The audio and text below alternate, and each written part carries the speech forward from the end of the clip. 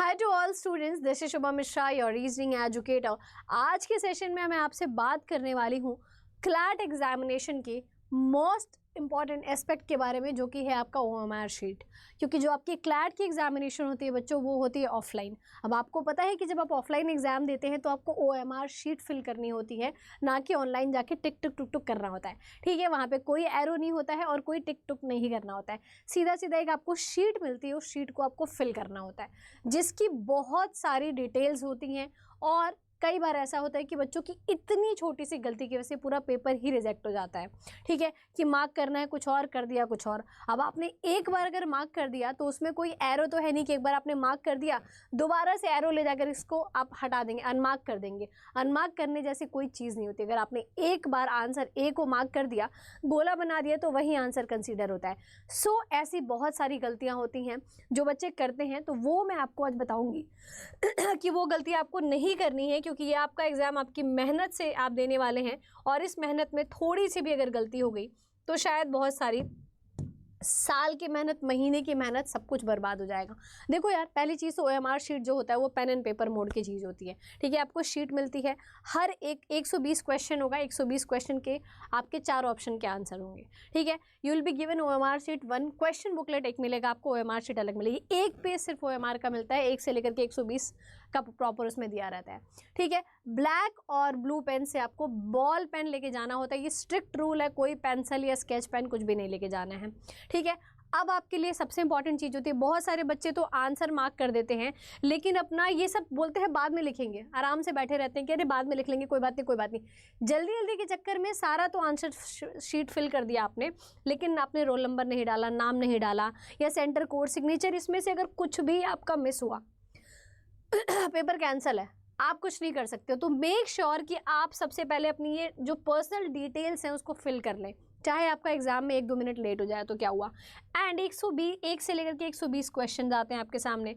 हर एक क्वेश्चन के 4 ऑप्शन होते हैं, आपको पता है ABCD 4 ऑप्शन आते हैं आपके एग्जाम में। एंड उसको केयरफुली आपको क्या करना होता है, फिल करना होता है। और सबसे इंपॉर्टेंट, अगर आपका इन्विजिलेटर एक बार को गलती से भूल भी जा रहा है ना सिग्नेचर करने का, तो ये आपको याद रख के करवाना है, क्योंकि अगर आपने सिग्नेचर नहीं करवाए तो भी आपका एग्जाम कैंसिल ही हो जाएगा। ठीक है, अब स्टेप समझते हैं कि क्या क्या स्टेप्स होते हैं जिन्हें हमें फिल करना है। स्टार्टिंग में आपको पेपर मिलेगा, जो शीट मिलेगी, उस शीट पर आपको name, roll number, centre code, booklet set, ये सारी चीज़ें डाल लेनी है। कैपिटल लेटर में, ब्लॉक लेटर्स में फिल करना है। एक लेटर में ये नहीं कि आधा अपना कैपिटल कर लिया, आधा मैंने स्मॉल कर लिया। ठीक है, तो ध्यान रखिएगा। और सबसे इंपॉर्टेंट है कि ओवर राइटिंग नहीं करना है। मैम ओवर राइटिंग क्या होता है जैसे मेरे सामने ऑप्शन A है, B है, C है और D है। अब मैं एक बार इसको मार्क कर दी, फिर मुझे क्या, ओहो ये तो गलत हो गया, अब मैं ये वाला मार्क करने बैठी हुई हूँ, तो ये होती है ओवर राइटिंग। अब आपका अगर आंसर ये करेक्ट होगा ना, तो भी इसी को माना जाएगा, क्योंकि कंप्यूटर को कोई लॉजिक नहीं लगाना है, वो कंप्यूटर है, वो इसी को कंसीडर करेगा। तो ये चीज़ें ओवर राइटिंग कहलाती हैं। Fill the booklet series code. ठीक है, तो सीरीज़ आपको दिया होता है, सीरीज़ के हिसाब से भी आपको करना होता है। अगर आपने रॉन्ग सीरीज़ फिल कर दी तो पूरा का पूरा OMR रिजेक्ट हो जाएगा। वो कंप्यूटर है, वो कोई इंसान उसको नहीं जज कर रहा है कि अरे जाने दो, बेचारे ने बहुत मेहनत करी है, इतना कुछ तो करा है, एक चीज़ गलत हो गया तो क्या हो गया, नहीं, उसको कोई मतलब नहीं है। वो शीट कंप्यूटराइज चेक होती है। स्टेप 3 क्या है, आपको each question darken only 1 bubble, एक बबल सिर्फ डार्कन करना है। मैंने बताया जैसा कि अगर 4 ऑप्शन में से 2 को आपने कंसीडर कर दिया तो वो आंसर आपका गलत हो जाएगा। क्या हो जाएगा, गलत हो जाएगा, रिजेक्ट कर दिया जाएगा उस क्वेश्चन के आंसर को ही। ठीक है, कंप्लीटली फिल द सर्कल। और हाँ, कुछ बच्चे टिक लगा के छोड़ देते हैं, कुछ बच्चे क्रॉस लगा देते हैं, कुछ बच्चे आधा, ये सर्कल है, इसका आधा फिल कर दिया ऐसे ऐसे जल्दी में, तो ये भी रिजेक्ट हो जाएगा। ध्यान रखना इस चीज़ का। Use study pressure, don't tier the sheet. Sheet को फाड़ दिए अगर फट गया तो भी कैंसिल है। ठीक है, नंबर नहीं मिलेगा। Once filled you can not erase or change. तो जब आप फिल कर देंगे तो आप इरेज नहीं कर सकते हैं, चेंज नहीं कर सकते हैं। क्लीननेस को बहुत ज़्यादा मेंटेन करके चलना है, और क्रॉस चेक तो कर ही लेना है ऑब्वियसली। अगला है भाई, अब कुछ मिस्टेक्स होती हैं जो बच्चे सबसे ज़्यादा करते हैं, उन मिस्टेक्स को हमें क्या करना है, अवॉइड करना है। देखो बेटा, आपके सामने शीट मिली है तो आप प्रेशर में रहते हो, आपको लगता है कि जल्दी से मैं फिल कर दूँ, जल्दी से मैं फिल कर दूँ। मैं आप हर बच्चे से यही बोलूँगी कि जैसे ही आप क्वेश्चन पढ़ रहे हो ना, तो तुरंत आंसर मत लगाओ।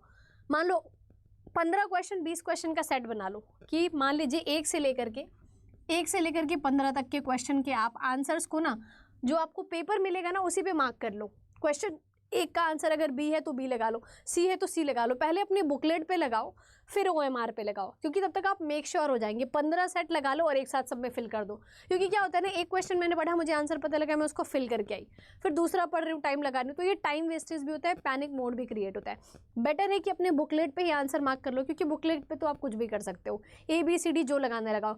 तो अगर 1% भी चांस होंगे आपके क्वेश्चन को गलत मार्क करने के, ठीक है, आपको गलती से आपने बी लगा दिया, ए लगाना था, तो अगर आप अपने पेपर पे लगाओगे ना तो आपकी ये गलती कभी नहीं होगी। तो 15 क्वेश्चन का सेट बनाइए, 15 क्वेश्चन का आंसर अपने पहले बुकलेट पे मार्क करो, फिर उसको 15 सेट हो जा रहा है तो OMR पे जाके मार्क कर दो।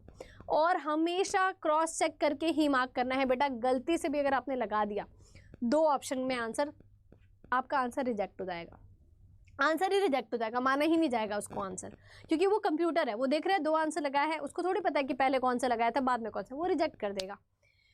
ठीक है, टिकिंग इंस्टेड ऑफ डार्कनिंग, यानी कि आपको क्या करना है, टिक करना है इंस्टेड ऑफ डार्कनिंग। अगर आपने क्या कर दिया, अगर आपने OMR शीट को क्या कर दिया, सिर्फ टिक कर दिया है, ठीक है, ऐसे कर दिया तो गलत हो जाएगा। ठीक है, फिलिंग 2 बबल्स फॉर 1 क्वेश्चन, तो यहाँ पर क्वेश्चन इनवैलिड हो जाएगा। Not filling roll number test series correctly, तो भी आपका रिजेक्ट हो जाएगा। Using pencil or gel pen, reject हो जाएगा, जेल पेन और पेंसिल से नहीं करना है। टिकिंग इंस्टेड ऑफ डार्कनिंग, तो ये भी आपका स्कैनर रीड ही नहीं कर पाएगा। ठीक है, changing answer by over writing, ये भी आपका क्या हो जाएगा, डबल मार्क नहीं मिलेगा। Scanner reads dark smudges as a double mark, है ना, तो डबल मार्क को समझ के वो कैंसिल कर देगा।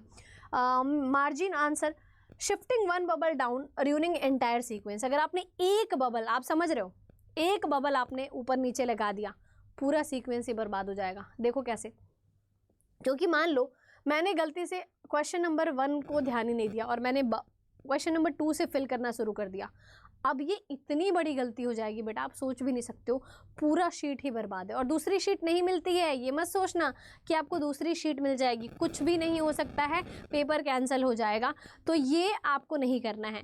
ठीक है, and filling detail in hurry at the end, तो बेटा डिटेल तो बिल्कुल भी आराम से रिलैक्स से 5 मिनट 2 मिनट लेकर के फिल करना, नहीं तो फिर से आपका जो है कि एग्जाम रिजेक्ट हो जाएगा।